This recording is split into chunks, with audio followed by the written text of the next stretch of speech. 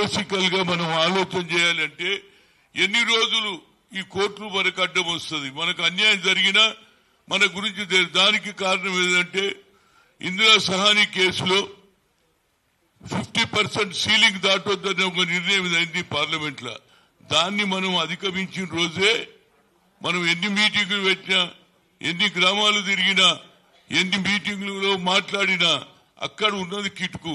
దానికి నా ఉద్దేశంలో నేను మొన్న పోయినప్పుడు ఏది బీసీ సీనియర్ మీటింగ్ పెట్టినప్పుడు నేను మీటింగ్ లో చాలా క్లియర్ గా చెప్పిన, భారతదేశంలో ఎవరు చేయలేదు. తెలంగాణలో రేవంత్ రెడ్డి 42% చేసిన ఇవాళ కోర్టులు అడ్డం వచ్చింది కాబట్టి రాహుల్ గాంధీ గారు అన్నారు, ఎక్కడ భారతదేశంలో జోడో యాత్రలో we come to the power will conduct caste wise census జితినా ఇస్తాదారి అన్నాడు. కాబట్టి దీనికి ఒకటే ఆలోచన. గతంలో మా దత్తన్న కూడా పార్లమెంట్ ఓబీసీ పార్లమెంట్ చైర్మన్ గా ఉండే, ఆ తర్వాత ఆయన దానికి బీసీ సంఘానికి ఏది కమిషన్ చైర్మన్ గా ఆయన మన ఎవరు జస్టిస్ ఈశ్వరయ్య గారు కూడా ఉన్నారు. మేము ఆ మీటింగ్ లో ఒక నిర్ణయం తీసుకున్నాం, ఎందుకు మాకు క్రిమినల్ పెడతారు, మా దగ్గర మా ఒక్కరికి ఎందుకు క్రిమినల్ పెడతారు, దాన్ని తీసేయాలని 28 మంది మీద సంతకాలు చేసినాం. దాన్ని తీయమన్నాము. ఆనాడు మరి జస్టిస్ ఈశ్వరయ్య గారు ఉండేది, ఆయన ఏం చేయలేదు. ఆయన కూడా గవర్నమెంట్ ఏదైతే అడ్డం పడ్డదో ఆయన ఊరుకున్నాడు. ఇప్పుడు ఇలా సమయం ఆసన్నమైంది. ఇక మిగతా ఎన్ని చెప్పినా నేను చాలా మీటింగ్ లో గట్టిగా చెప్పిన, unless Rahul Gandhi being a opposition leader he should put as a private bill, అప్పుడే న్యాయం జరుగుతుంది రా బాబు. మనం ఎన్ని మీటింగ్లు పెట్టినా ఈడబెట్టు, జాజుల శ్రీనివాస్ పెట్టు, ఇంకోలు పెట్టు, ఎంతో మంది నాయకులు తయారైన బీసీలలో, కానీ సరైన ప్లేస్ అక్కడ. దానికి ఇవాళ పార్లమెంటులో నిర్ణయం ఆనాడు గతంలో ఇదే సంగతి అయింది. నేను ఓబీసీ ఎంపీస్ కన్వీనర్ గా దత్తన్న గారు తెలుసు. ఆ రోజులలో ఎప్పుడైతే ఐఐటి ఐఐఎం లో రిజర్వేషన్ లేదని సుప్రీంకోర్టు కొట్టేసింది, అప్పుడు నేను అన్నా there is no alternate, parliament is alternate అన్నా. పార్లమెంట్ లో బిల్లు పెట్టాలని నేను సోనియా గాంధీ దగ్గర పోయిన, madam talent is not anybody's property, God has given to everybody, but we should give opportunity అన్నా. ఏం చేయాలంటే only the parliament is highest power for supreme court, మీరు ఈడ నిర్ణయం పెట్టండి అంటే ఆ అమ్మ మన్మోహన్ సింగ్ చెప్తే ఆనాడు ఉన్నటువంటి లల్లు ప్రసాద్ యాదవ్, శరత్ అందరు కూడా ఆనాడు అందరు కూడా మద్దతు ఇస్తే మా పిల్లలు ఇవాళ all India institute of medical sciences లో డాక్టర్లు అవుతున్నారు. అదేవిధంగా ఐఐటి ఐఐఎం లో చదివినటువంటి పిల్లలు 1,50,000 జీతం సంపాదిస్తున్నారు. ఇది యూపీఏ చేసింది. కానీ ఇది ఒక్కటే నా ఉద్దేశంలో పార్లమెంటులో జరగాలి.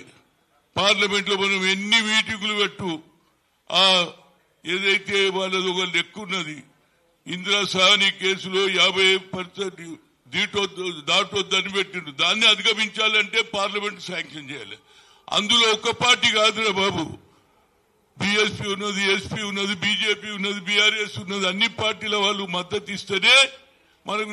దాని గురించి నేను చిత్తశుద్ధితో రాహుల్ గాంధీకి లెటర్ రాసిన, అదేవిధంగా మహేష్ కుమార్ గౌడ్ కూడా Hanumantha Rao is asking for this thing, unless you can put a private bill in parliament then only it will be useful అంటే తప్పనిసరిగా పెడతానన్నది. వచ్చేది బడ్జెట్ సమావేశం, అందులో నా ఒక్కటే రిక్వెస్ట్, ఇక్కడ ఉన్నటువంటి వివిధ పార్టీల వాళ్ళు, బీజేపీ ఉండొచ్చు, బీఆర్ఎస్ ఉండొచ్చు, సిపిఐ ఉండొచ్చు, సిపిఐ, అందరికీ నా రిక్వెస్ట్ ఏంటంటే ఆ బిల్లు పెట్టినప్పుడు అందరు మద్దతు ఇస్తే మనకు న్యాయం జరుగుతుందా. ఇక ఊరికే మనం ఎన్ని చెప్పినా, నేను అన్ని చూసినా అది అయ్యే పనే కాదు. ఎన్ని రోజులు మీటింగ్ పెడతావు, ఎన్ని రోజులు మనం ఊర్లలోకి వెళ్ళి కష్టపడి, మా అక్క చెల్లెండ్లు వస్తారు మీటింగ్లకు వస్తారు, కొంత దూరంకి వెళ్ళి వస్తారు, కొందరు దగ్గరికి వెళ్ళి వస్తారు. కానీ దీనికి ఒకటే చిత్తశుద్ధి.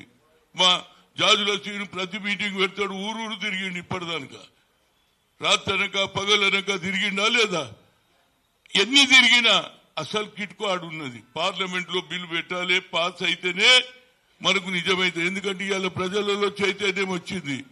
మొన్న జరిగినటువంటి లోకల్ బాడీ ఎన్నికల్లో, ముఖ్యంగా సర్పంచ్ ఎన్నికల్లో ప్రజల్లో చైతన్యం వచ్చిందిరా బాబు. మీ టికెట్ గురించి చూడలే, ఈ అమ్మ మా దగ్గర దమ్మేముందని చూపించి రాలేదా? అందుగురించి సర్పంచ్ గా ఎంతో మంది బీసీలు గెలిచిరా లేదా? ఎందుకంటే చైతన్యం వచ్చిందిరా బాబు. ఈ చైతన్యాన్ని ఎవడు ఆపలేడు. నేను ఆపలేను, నువ్వు ఆపలేను. ఊర్లలో కూడా డిస్కషన్ అవుతుంది. అరే ఎన్ని రోజులు రా దూరా, ఎన్ని రోజులు. అరే గతంలో బాబాసాహెబ్ అంబేద్కర్ రాజ్యాంగం రాసినప్పుడు ఏం రాసిండు? మన భారతదేశ రాజ్యాంగం ఏది? బ్రిటిష్ రాజ్యాంగం ఉండే. దాన్ని మార్చడానికి ఆనాడు మహాత్మా గాంధీ, పండిట్ జవహర్లాల్ నెహ్రూ, సర్దార్ వల్లభాయ్ పటేల్, మౌలానా గారు అన్నారు. కడుపు గాలినోడు పేదరికంలోకి వచ్చినట్టే ఈ రాజ్యాంగం రాశాడు. బావుల దగ్గర ఓడియలే, గుళ్ళకు ఓడియలే. అలాంటి వారికి ఇలా రిజర్వేషన్ వచ్చింది. బీసీల గురించి కూడా తప్పనిసరిగా వస్తుంది ఒక దినం. కానీ మనం అందరం రేపు పార్లమెంట్ లో బిల్లు పెట్టినప్పుడు దయచేసి అన్ని పొలిటికల్ పార్టీకి దండం చేసి చెప్తున్నారు. భయ్ ఈడ మీరు ఎన్ని మాట్లాడతారు, కానీ మీదేమవుతుందో నాకు బాగా తెలుసు. అక్కడ ఒత్తిడి దేని? దత్తన ఇన్నే ఉన్నాడు. హిందూ దేశం అంటారు. హిందూ దేశం వెంకటేశ్వర మొదలు మా కడుపు కాలుతుంది, దరిద్రం అంటున్నారు. హిందూ దేశం అంటున్నారు. కరెక్టే. ఇవాళ నేను వద్దనా, మీరు హిందూ దేశం ఆలోచన చేస్తే మీది మంచిదే. కానీ మా ఉద్దేశం ఏంటంటే స్వాతంత్రం వచ్చినప్పుడు హిందూ, ముస్లిం, సిక్, ఇసాయి, పార్సీ అందరూ కొట్లాడినాం. దాన్ని ఎవరు తెచ్చిండ్రు? మహాత్మా గాంధీ తెచ్చి. కనుక నా ఉద్దేశంలో పట్టు విడుపులు చేసి ఇది న్యాయమైన సమస్య, అందరం కలుస్తాము. పార్లమెంట్ లో బిల్లు పెడితేనే న్యాయం అవుతుంది. దాని గురించి నేను తప్పనిసరిగా నేను కానీ మహేష్ కుమార్ గౌడ్ గారు తప్పక ప్రయత్నం చేస్తాను. ఎందుకంటే రేవంత్ రెడ్డి కూడా అన్ని చేసిండు. ఇక్కడ పెట్టిండు, ఢిల్లీలో పోయి ధర్నా చేశాడు. ఇదే జాజుల శ్రీనివాస్ గౌడ్ నాయకత్వంలో జరిగింది. కానీ అక్కడ అది ప్రెసిడెంట్ కలవరు. ఏదైతే దాన్ని తీసి ఆర్డినెన్స్ తీస్తే ఆర్డినెన్స్ తీసుకుపోయి గవర్నర్ గారు కోల్డ్ స్టోరేజ్ లో పెడతారు. ఇక ఏం చేయమంటారు? ఇక ఇది ఆఖరి సీట్. ఎవరిని తిట్టే అవసరం లేదు. ఇది ఒక్కటే ఆల్టర్నేట్. ఎవరిని తిట్టినా లాభం ఏందిరా? వాడు ఇట్లా వీడి ఇట్లా అంటే రోజు పేపర్లో చదువుతా, తర్వాత అది పోయి రేషన్ షిప్లో లేకుండా పప్పులో ఉప్పులో కట్టేందుకు కాయిదాలు అవుతాయి. కనుక నా ఉద్దేశంలో తప్పనిసరిగా బిల్లు పెట్టడానికి as a Congress party senior నాయకుడిగా, ఓబీసీ ఎంపీస్ కన్వీనర్ గా నా ప్రయత్నం చేస్తాం. దానికి మహేష్ కుమార్ గౌడ్ కూడా చేస్తాడు. దానికి రేవంత్ రెడ్డిని కూడా ఒప్పిస్తాం. పార్లమెంట్ మెంబర్లు, మన పార్లమెంట్ మెంబర్లు, కాంగ్రెస్ గాని, బీజేపీ గాని, బీఆర్ఎస్ గాని అందరూ కూడా మద్దతు ఇస్తే న్యాయం జరుగుతుందని చెప్తూ మరొకసారి ఈ కార్యక్రమం చేపట్టినటువంటి మిత్రులందరికీ, చాలా మంది కొందరికి అవకాశం దొరకలేదు, మాకు మాట్లాడలేదని. కానీ ఆడ టైం కూడా లేదు. ఎందుకంటే మనోడు 1 గంట దానికి 7 గంటలు చేస్తారు నా పైసలు. ప్రతిసారి మీటింగ్లలో పెడుతుంటే 7 గంటలు చేస్తారు. ఆఖరి ఇంట్లో పెట్టినామంటుంది. ఏంటో పొద్దున్నే ఇస్తాం, ఇక్కడ వీకేది అంటుందా లేదా? కనుక అయినా కానీ చేస్తున్నారు. కనుక దానికి అందరు కూడా సహకరించాలని కోరుతూ మరొకసారి ఈ బిల్లు వచ్చే వరకు మనం ప్రయత్నం చేద్దాం.